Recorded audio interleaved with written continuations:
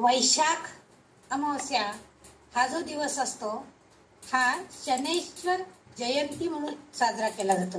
शनैश्वर असा शब्द नाहीये, शनैश्चर असा जप आहे. म्हणजे शला च अक्षर जोडलेलं आहे, व अक्षर जोडलेलं नाहीये. शनैश्चर म्हणून त्या स्तोत्राचं नाव सुद्धा शनैश्चर स्तोत्र असं आहे. आपल्याला माहिती आहे की शनी म्हटलं की आपल्याला फक्त 7.5 आणि त्या 7.5मुळे होणारा त्रास, त्याची भीती हेच आपल्यामध्ये कायम भरलेलं असतं. पण त्या 7.5तून आपल्याला भविष्यामध्ये किंवा काही त्रास होऊ नये असं जर वाटत असेल तर आपण कमीत कमी दर शनिवारी तरी किंवा ज्यांना 7.5 आहे त्यांनी रोज हे शनैश्चर स्तोत्र किंवा अष्टकही, यालाच अष्टकही असं म्हणतात. म्हणजे 8 श्लोक आहेत त्याच्यामध्ये त्याचं वर्णन करणारे, आणि पुढचे 2 श्लोक जे आहेत ते फलश्रुतीचे आहेत. त्यामुळे अष्टक म्हणून सुद्धा याला म्हटलं जातं. शनैश्चराष्टक असं सुद्धा याला म्हटलं जाते. तर पहिला श्लोक मी वाचते. अस्य श्री शनैश्चर स्तोत्रस्य दशरथ ऋषिः शनैश्चरो देवता त्रिष्टुपछन्दः शनैश्चर प्रीत्यर्थे जपे विनियोगः. दशरथ उवाच कोणान्तको रौद्रयमोऽथ बभ्रुः कृष्णः शनी पिङ्गलमन्दसौरिः नित्यं स्मृतो यो हरते च पीडां तस्मै नमः श्रीरविनन्दनाय. आता इथं रविनंदन म्हणजे सूर्याचा पुत्र. शनी हा रवीचा म्हणजे सूर्याचा मुलगा असं त्याची ओळख आपल्याला मिळते. इथं हे जे शनैश्चर स्तोत्र रचलं गेलेलं आहे हे दशरथ ऋषींनी रचलेलं आहे.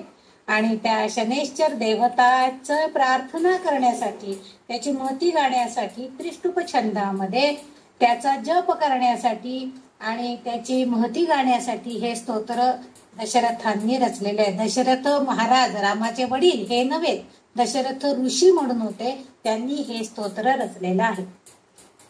दशरथ म्हणतायत, ऋषी म्हणतायत कोणंतको रौद्र यमोथ बभ्रुः.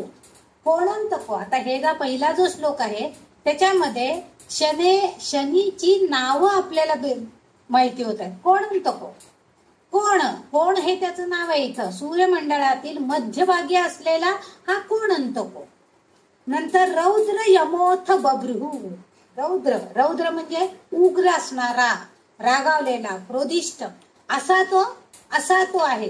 कारण शनी देव म्हटल्यावरती तो नेहमी आपल्या म्हणजे त्याची जर भक्ती केली गेली नाही तर तो नक्कीच त्या भक्तांवरती राग प्रकट करत असतो, त्यांना त्रास देत असतो. शनीची 7.5 असंच आपण त्याला नेहमी म्हणत असतो. रौद्र यमोथ बभ्रुः. यम म्हणजे यमाचा, म्हणजे यम जितका आपल्याला भीतीदायक आहे, यम म्हणजे मृत्यूची देवता आहे, ते जसं आपल्याला भयानक आहे. मृत्यू कोणाला आवडेल यायला. आपण जीवन जे आपल्याला मिळालंय, मनुष्यदेह मिळालंय, तर छान जीवन जगायलाच आपल्याला आवडणार आहे. पण त्या मृत्यूची देवतेची जितकी आपल्याला भीती वाटते तितकीच या शनी देवतेची सुद्धा आपल्याला भीती वाटते. रौद्र यमोथ बभ्रुः कृष्ण शनी. आता इथं बभ्रुः म्हणजे तेजस्वी, म्हणजे अग्निप्रमाणा तेजस्वी असा हा आहे. कृष्ण काळ्या रंगाचा आहे. शनी पिंगल मंद सौरी. म्हणजे शनी कसा आहे? पिंगट रंगाचा, काळ्या रंगाचा. पिंगल मंद सौरी. मंद म्हणजे हळूहळू. सौरी त्याचं जे चालणं आहे ते अगदी हळू आहे. इथं शनैश्चर हा जो आहे, शनैश्चर, चर हा धातू त्याच्यामध्ये आहे.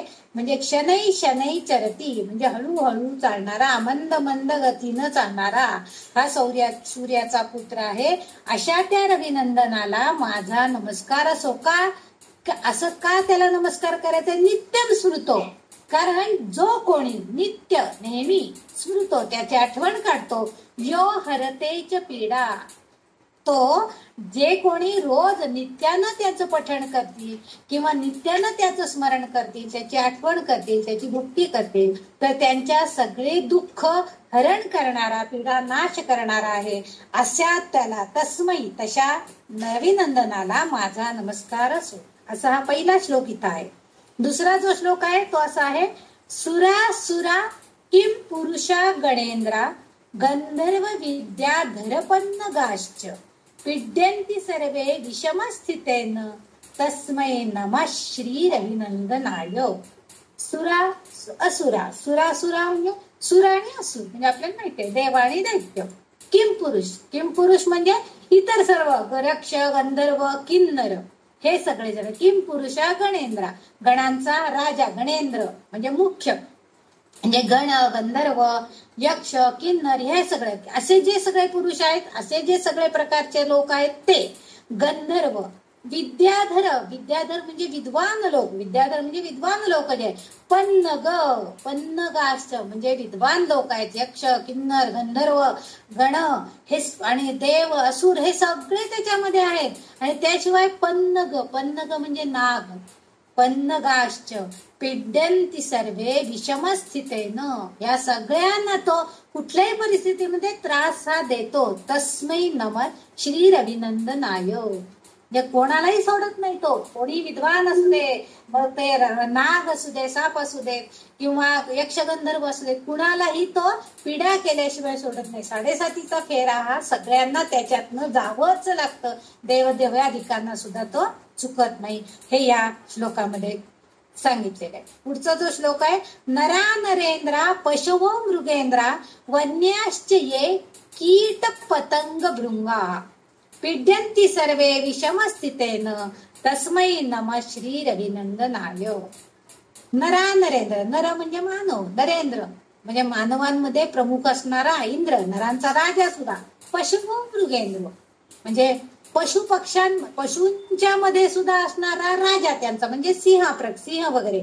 वन्याश्च वनामध्ये राहणारे. ये कीट पतंग भृंगा म्हणजे बारीक कृमी कीटक हे सगळे जण सुद्धा, त्या सगळ्यांना पिड्यन्ति सर्वे विषम स्थितीनं, कोणत्याही परिस्थितीमध्ये विषम स्थितीमध्ये त्यांना नक्कीच तो त्रास देतो. तस्मै, तशा रविनंदनाला, तशा सूर्यपुत्राला माझा नमस्कार असो.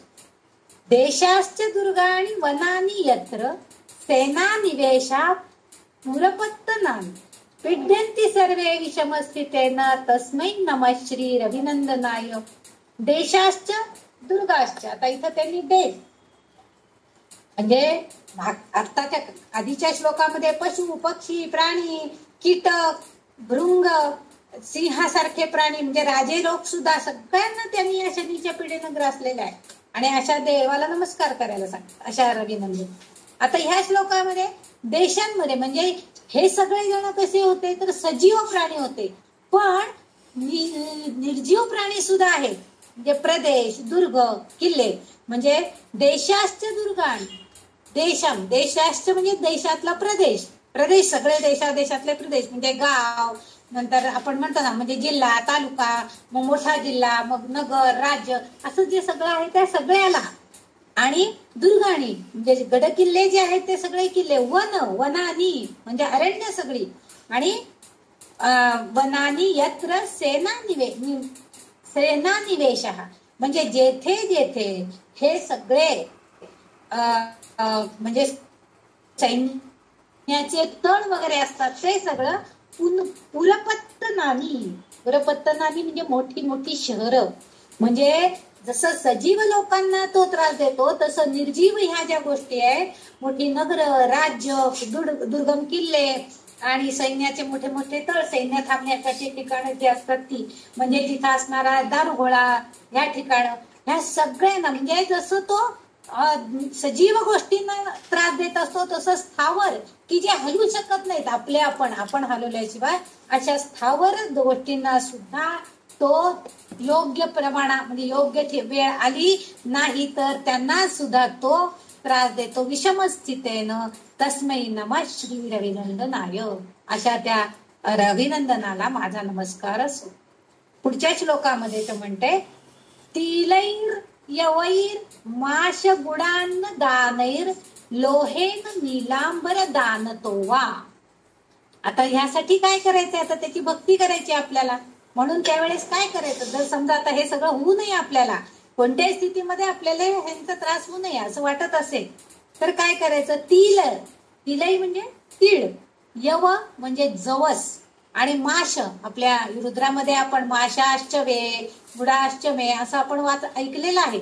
तर तसं माश म्हणजे उडीद, आणि उडीद काळ्या रंगाचे असतात. अखंड उडीद जे असतात, आपण जी डाळ वापरतो ती पांढरी असते, परंतु अखंड उडीद जे असतात ते काळे असतात.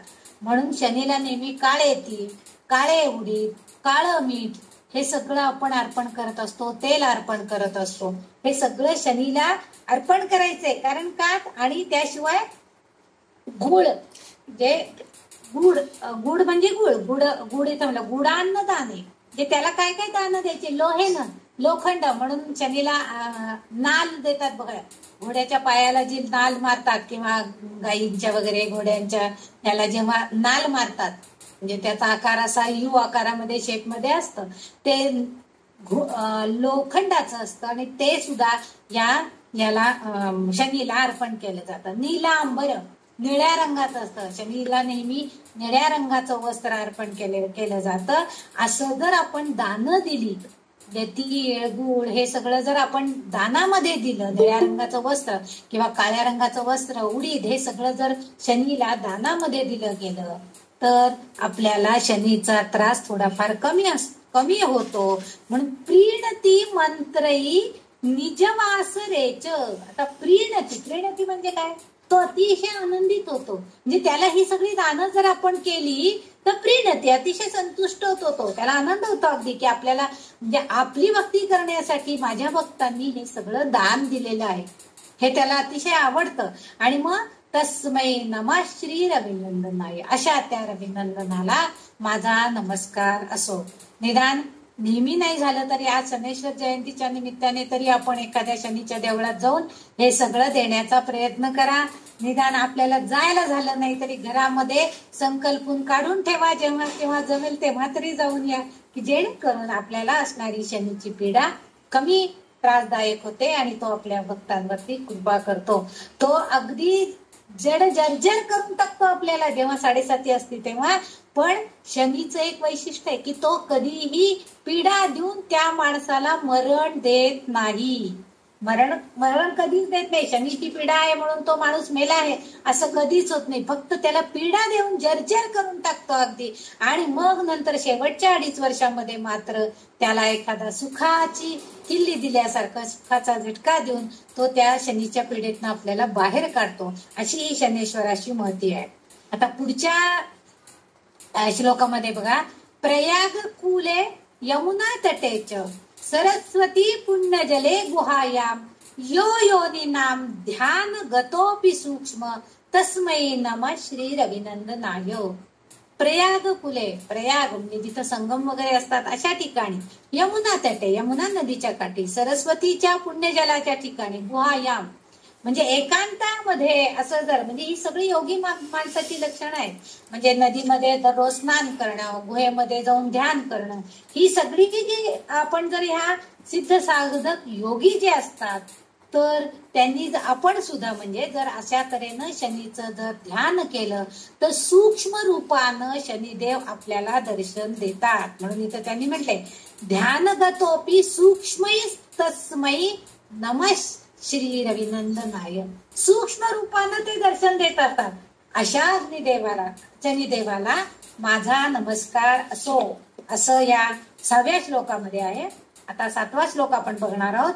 अन्य प्रदेशात स्वगृहं प्रविष्ट तदीय वारे स नरः सुखी स्यात् गृहात गतो यो न पुनः प्रयाती तस्मै नमः श्री रविनंदनाय.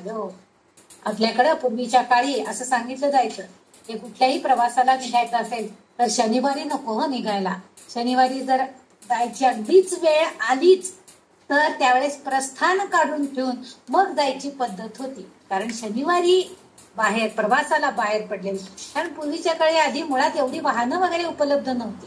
त्यामुळं शनिवारी बाहेर यात्रेला गेलेला माणूस परत येईलच असं खात्री नसायची. आणि म्हणून इथं त्यांनी म्हटलंय, अन्य प्रदेशात स्वगृहं प्रविष्ट म्हणजे दुसऱ्या प्रदेशामध्ये गेलेला माणूस जर शनिवारी परत आला स्वगृहम स्वतःच्या घरी जर परदेशाला प्रविष्ट झाला, स्तदीय वारे स नर सुखी स्यात्, म्हणजे कुठलीही यात्रा संपन्न करून शनिवारी जर तो परत आपल्या स्वगृही परत आला तर तो नक्कीच त्याला सुख प्राप्त होतो, परत येण्याचं सुख आहे. आणि त्याशिवाय पुढे जाऊन ते म्हणतात गृहात गतो यो, गृहात गतो म्हणजे गृह सोडून घर सोडून जर गेलेला असेल, यो न पुन्हा प्रयंती, शनिवारी मात्र जर तो घर सोडून गेला तर पुन्हा प्रयाती न येऊ शकत नाही, तर तो पुन्हा येऊ शकत नाही.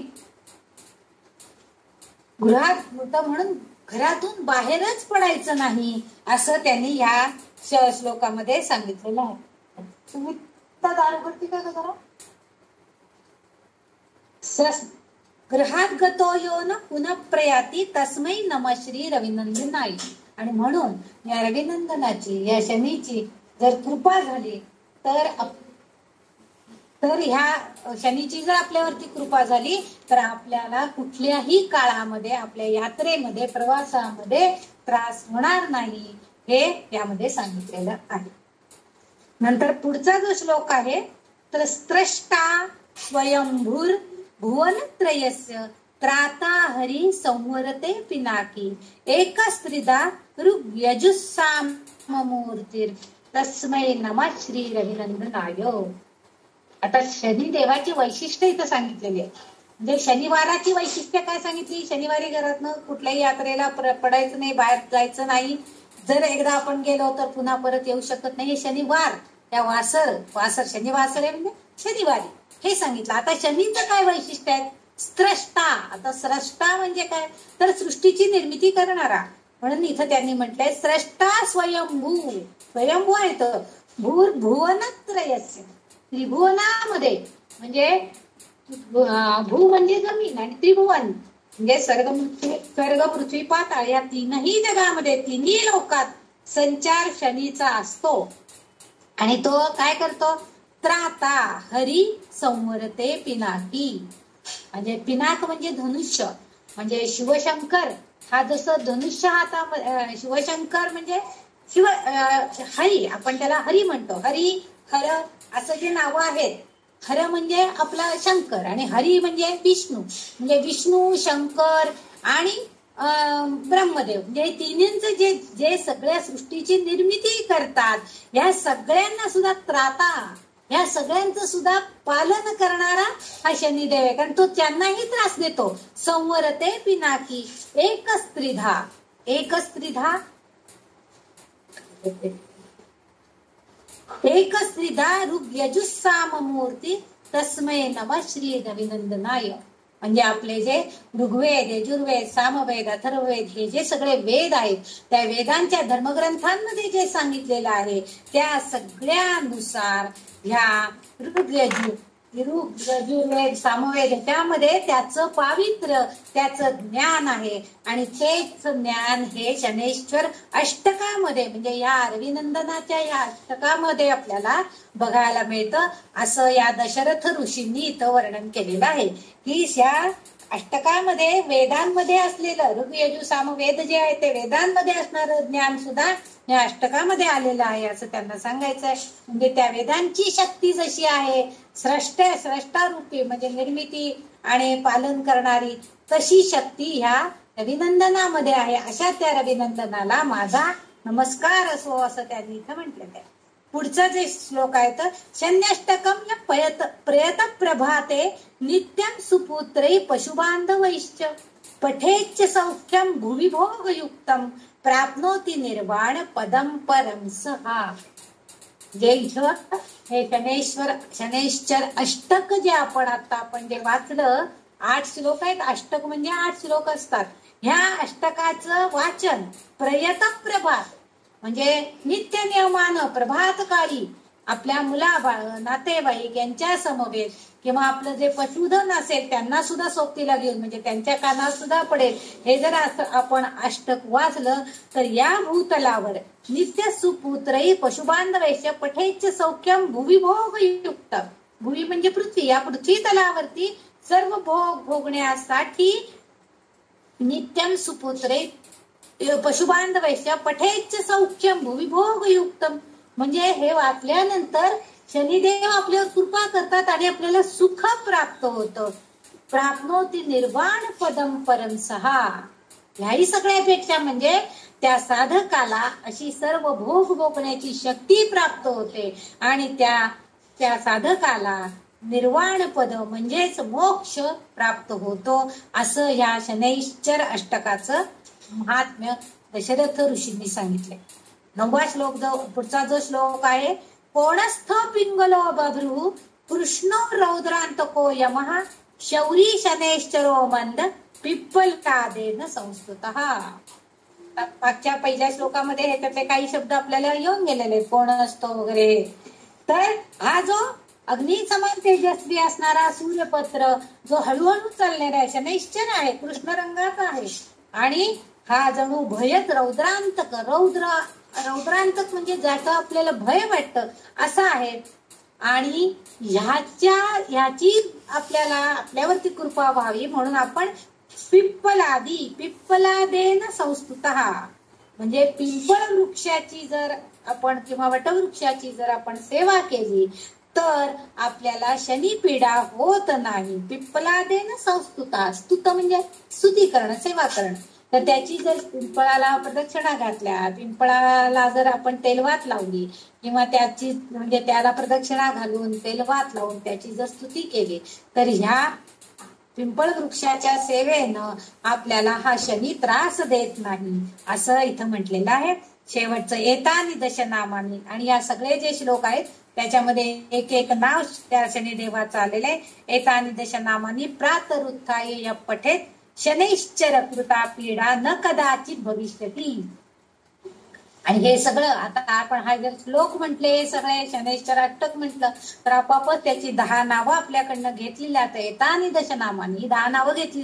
प्रातरुत्थाय म्हणजे उठल्यापासून आपण उठल्या प्रातरुत्थाय उठल्याबरोबर प्रातःकाळी हे जर आपण वाचलं तर शनैश्चर आपल्याला कृता पीडा न कदाचित भविष्यती. कदाचित म्हणजे कधीही, भविष्यामध्ये कधीही आपल्याला हा शनी पीडा देत नाही, त्रास देत नाही. म्हणजे त्याची भक्ती करणाऱ्याला तो कधीही त्रास देत नाही असंच इथं सांगितलेलं आहे. म्हणजे या शनैश्चर स्तोत्राचं पठण जर आपण केलं तर आपल्याला शनीची पीडा आपल्या पत्रिकेनुसार किंवा आपल्या असणाऱ्या राशीनुसार आपल्याला थोडीफार बाधा ही होणारच आहे, पण ती सहन करण्याची ताकद आपल्याला हा शनिदेव देत असतो. आणि म्हणून त्याचं हे शनैश्चर अष्टक आपण अगदी श्रद्धेनं भक्तिभावानं सकाळी संध्याकाळी आपल्याला जेव्हा जमेल तेव्हा म्हणावं. आणि त्याला जी दानं द्यायला सांगितलेली ती दानही द्यावी की जेणेकरून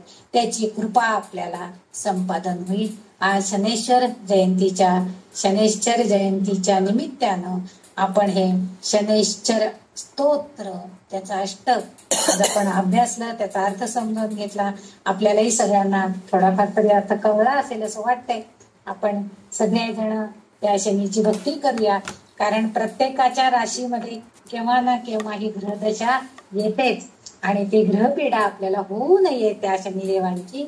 म्हणून आपण त्यांची भक्ती करण्यासाठी श्री शनैश्चराय नमः, शनैश्चराय नमः, शनैश्चराय एवढं बोलून